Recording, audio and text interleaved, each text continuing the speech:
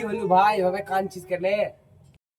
আর বলিস না ভাই, একটা হাত নাই, কি করবো বল ভাই। আমার একটা হাত দিয়ে খেতেও পারছি না, কাজ করতেও পারছি এই সমস্যা তোর?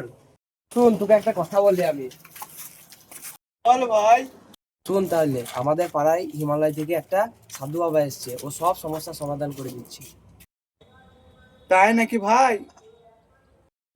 চল তাহলে একবার আমি ঘুরিয়ে আসছি।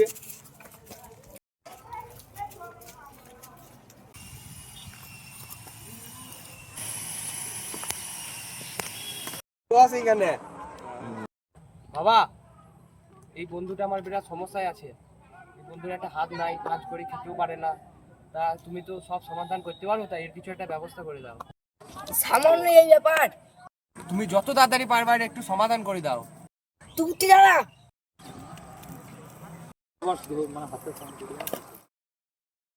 কই